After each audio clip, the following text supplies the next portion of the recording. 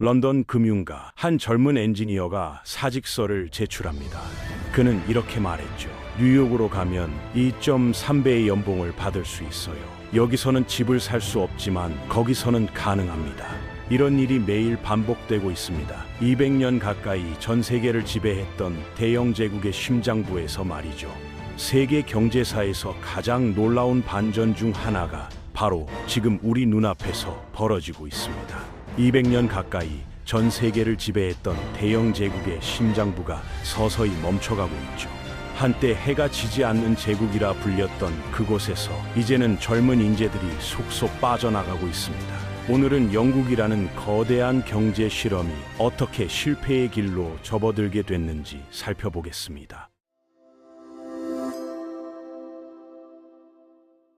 런던의 금융가를 걸어보신 적이 있나요? 여전히 화려한 마천루들이 하늘을 찌르고 있고 정장 입은 사람들이 바삐 오가며 거대한 돈이 움직이는 소리가 들려옵니다. 이곳의 경제 규모만 해도 5,200억 달러를 넘어서죠. 만약 런던이 하나의 독립된 국가였다면 세계에서 25번째 규모의 경제대국이 될 수 있었을 겁니다. 노르웨이나 아일랜드보다도 큰 경제력을 자랑하는 곳이었죠. 그런데 이런 겉모습과는 완전히 다른 현실이 숨어 있습니다. 런던 시의회가 발표한 충격적인 통계를 보면 현재 런던 인구 47명 중 1명이 노숙자 상황에 처해 있다고 합니다. 이 수치는 불과 10년 사이에 52% 이상 급증한 거예요. 영국은 이제 선진국 중에서도 홈리스 비율이 가장 높은 나라가 되어버렸죠. 더 충격적인 사실은 영국 국민들의 실질 소득이 15년 넘게 제자리 걸음을 하고 있다는 점입니다. 인플레이션을 고려했을 때 2008년과 거의 동일한 수준의 급여를 받고 있는 거죠. 그런데 모든 생필품 가격은 천정부지로 올랐고 특히 집값은 상상을 초월할 정도로 뛰어올랐습니다. 이런 상황에서 젊고 유능한 인재들이 영국을 떠나기 시작한 건 당연한 일이었을 겁니다. 실제로 런던에서 일하는 초급 전문직 직장인은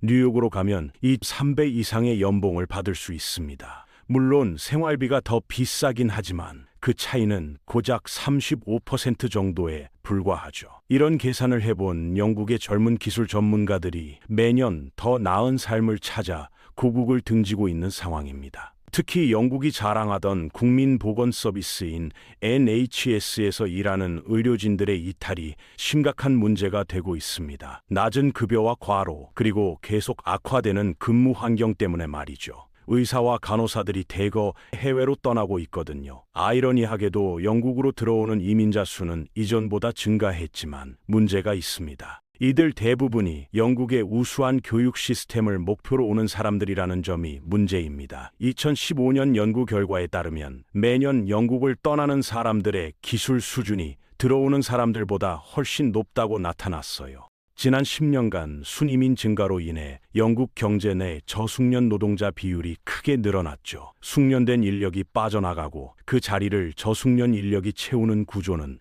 어떤 국가에게도 좋지 않은 현상입니다. 결국 전체적인 생산성이 떨어지고 경제에서 제공되는 상품과 서비스의 품질도 하락하게 되니까요. 그렇다면 겉보기에 여전히 부유해 보이는 영국에서 왜 이런 대규모 인재 유출이 일어나고 있을까요? 가장 근본적인 이유는 영국 국민들의 생활 수준이 해마다 지속적으로 나빠지고 있기 때문입니다. 실제로 이것이 많은 영국인들이 고국을 떠나는 주된 동기였고 통계적으로도 이를 뒷받침하는 데이터들이 있어요. 놀라운 사실 중 하나는 런던의 생산량과 인구를 제외하고 계산해보면 나머지 영국 지역의 생활 수준이 14% 감소해서 미시시피주보다도 경제적으로 열악한 상황이 된다는 점입니다. 미시시피주는 미국에서 경제 성과가 가장 낮은 중 하나로 유명하거든요. 이는 영국의 전성기가 이미 지났다는 점점 더 분명해지는 증거와 맞아떨어집니다. 2007년 데이터를 살펴보면 당시 평균적인 영국 가정은 북서 유럽의 다른 가정들보다 단지 8% 정도만 경제적으로 뒤처져 있었습니다. 그런데 그 이후 15년 동안 이 격차가 현재 20%까지 벌어진 상황이죠. 현재 추세가 계속된다면 평균적인 슬로베니아 가정이 2024년까지는 영국 가정보다 더 나은 생활을 할 것으로 예상됩니다.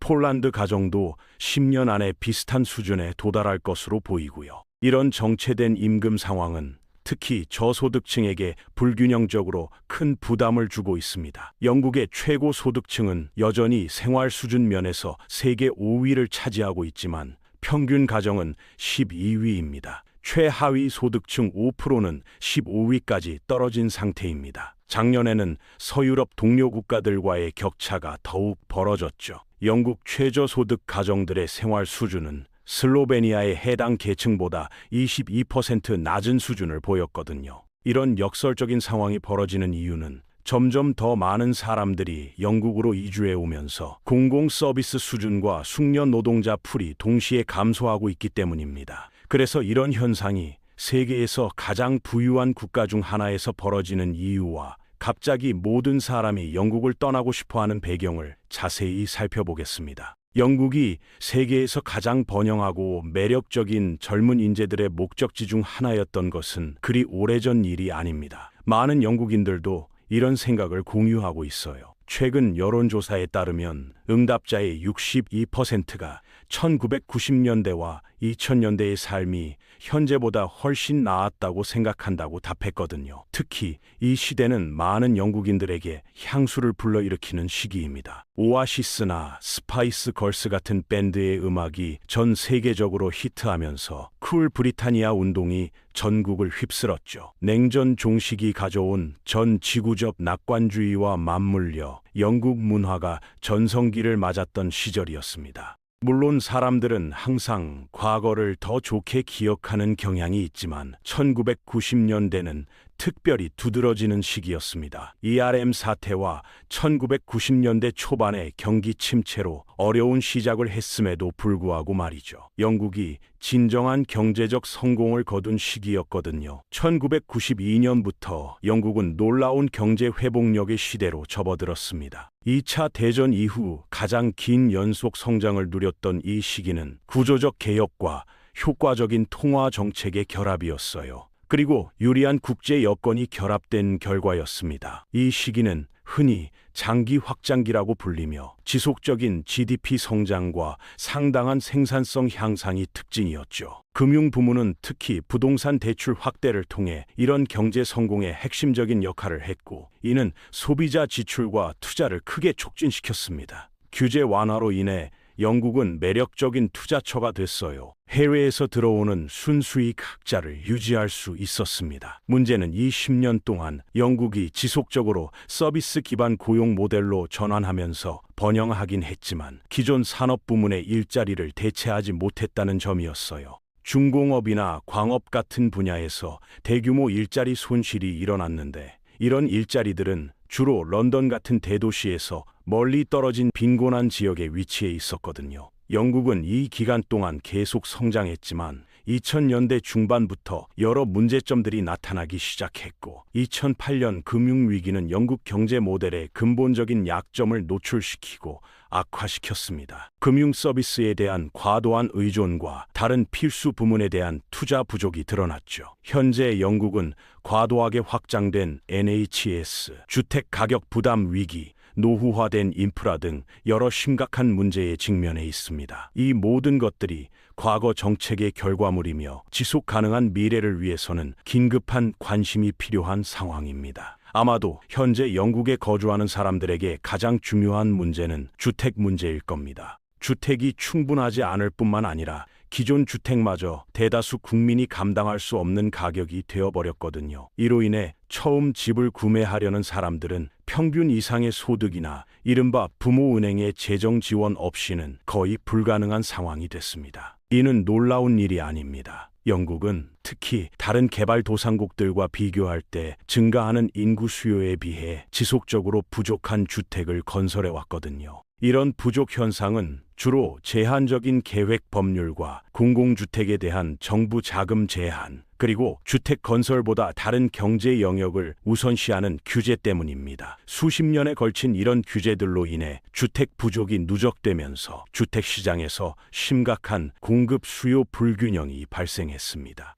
이는 1970년대 후반에 도입된 과거 정책에서 비롯된 문제예요. 구매권 제도는 공공주택 세입자들이 당시 할인된 가격으로 주택을 구매할 수 있도록 허용했습니다. 이 정책은 실제로 진보적인 정책이었어요. 이전에는 꿈도 꿀 수 없었던 사람들에게 주택 소유 기회를 제공했으니까요. 이 정책으로 많은 사람들이 부동산을 소유할 수 있게 됐지만 동시에 사회주택 재고가 상당히 감소했고 이런 주택들이 충분한 속도로 교체되지 않았기 때문에 사회주택 부문은 1970년대 이후 약 27% 축소됐습니다. 인구는 계속 증가했지만 사회주택은 줄어들었고 주택 구매 능력에는 지속적인 어려움이 있었죠. 더 많은 개인과 가족들이 민간 임대 부문으로 눈을 돌렸고 이런 수요 증가는 자연스럽게 임대료 상승으로 이어졌습니다. 공급이 수요를 제대로 따라가지 못했기 때문이었죠. 임대료 상승은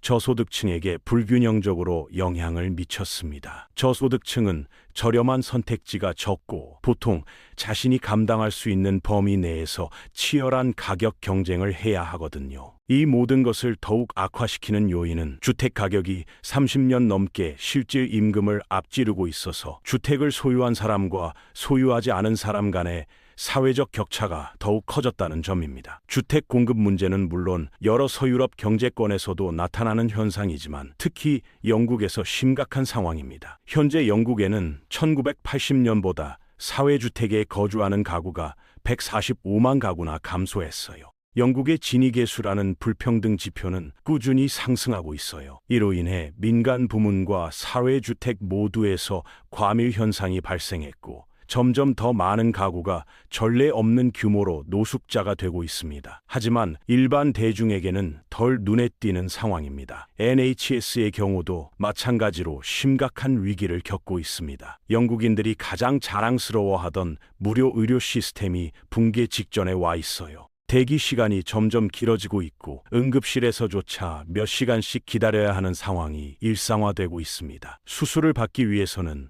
몇 개월에서 몇 년씩 기다려야 하는 경우도 허다하죠. 이런 상황에서 돈이 있는 사람들은 사보험을 들고 사립병원으로 가게 되고 결국 NHS는 가난한 사람들만을 위한 이류 의료 시스템으로 전락하고 있는 상황입니다. 교육 시스템도 비슷한 문제를 겪고 있습니다. 공립학교의 질은 떨어지고 있는 반면 사립학교는 천문학적인 학비로 일반 가정이 감당할 수 없는 수준이 되었어요. 결국 부유한 가정의 자녀들은 좋은 교육을 받고 더 나은 기회를 얻게 되지만 일반 가정의 아이들은 점점 더 제한된 선택지만을 갖게 되는 악순환이 반복되고 있습니다. 이런 모든 문제들이 복합적으로 작용하면서 영국의 젊은 세대들은 미래에 대한 희망을 잃어가고 있습니다. 부모 세대가 누렸던 기회와 생활 수준을 자신들은 누릴 수 없다는 현실을 깨달으면서 말이죠. 결국 능력 있는 젊은이들은 더 나은 기회를 찾아 해외로 떠나고 남은 사람들은 점점 더 악화되는 환경에서 살아가야 하는 상황이 벌어지고 있는 것입니다. 이는 단순히 경제적 문제를 넘어서 영국 사회 전체의 지속 가능성에 대한 근본적인 질문을 던지고 있습니다. 과연 영국이 이 위기에서 벗어날 수 있을지 아니면 계속해서 쇠퇴의 길을 걸을지는 앞으로 지켜봐야 할 문제입니다.